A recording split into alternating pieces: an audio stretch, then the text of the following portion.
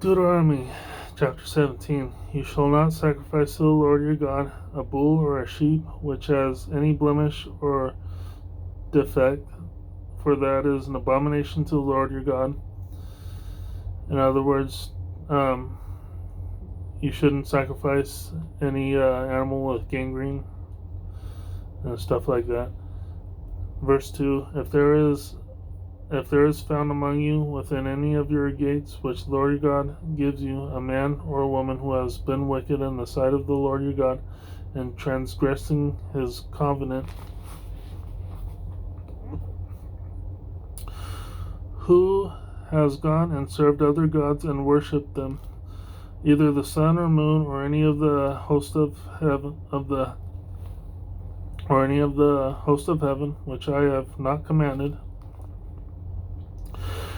and it is told you, and you hear of it, then you shall inquire diligently, and if it is indeed true and certain that such an abomination has been committed in Israel, then you shall bring it out to your gates, that man or woman who has committed that wicked thing, and shall stone to death that man or woman with stones.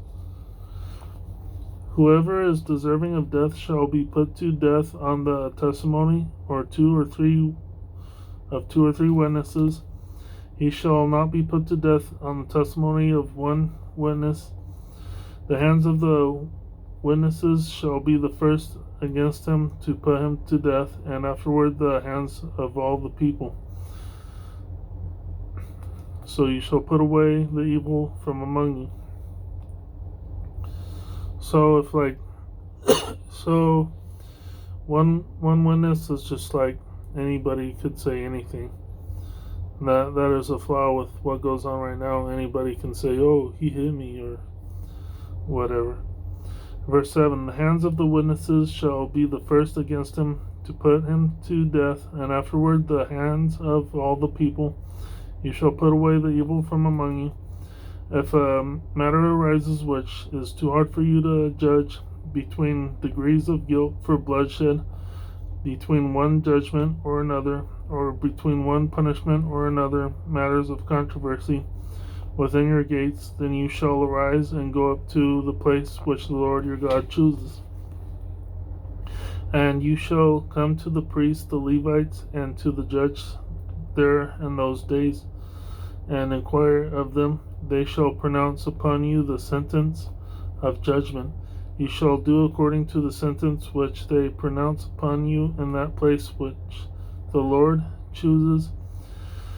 And you shall be careful to do according to all that they order you, according to the sentence of the law in which they instruct you, according to the judgment which they tell you. You shall do. You shall not turn aside to the right hand or to the left from the sentence which they pronounce upon you. Now the man who acts presumptuously and will not heed the priest who stands to minister there before the Lord your God, or the judge, that man shall die.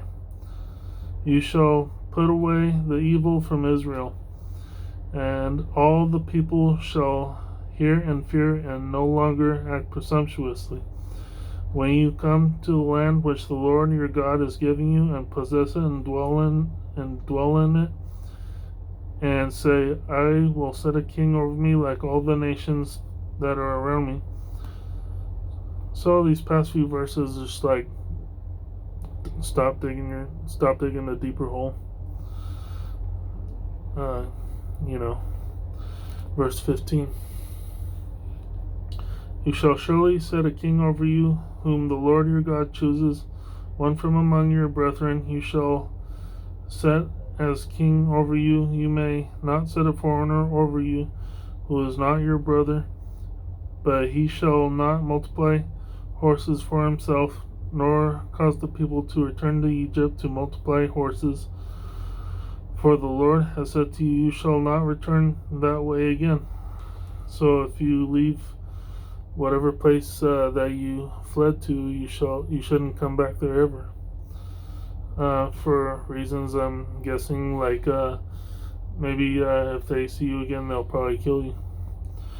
Verse 17, neither shall he multiply wives for himself, lest his heart turn away, nor shall he greatly multiply silver and gold for himself.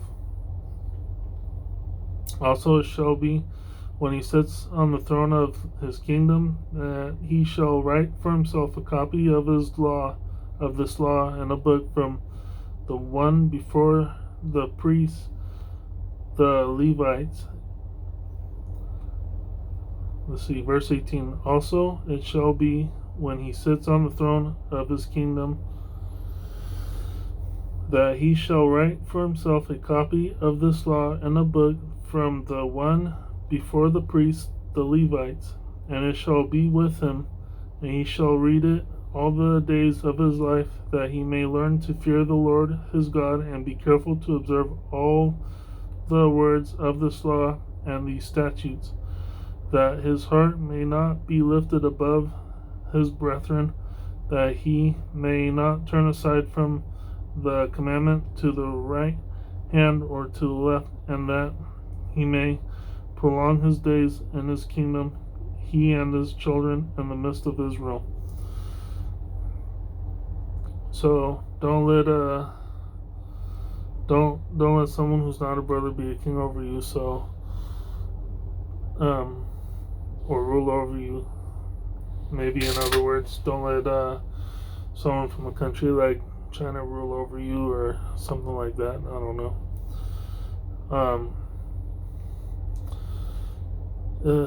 I mean, it probably gets deeper than that, I'm pretty sure. And that was the end of Deuteronomy verse 17. Thank you for chiming in.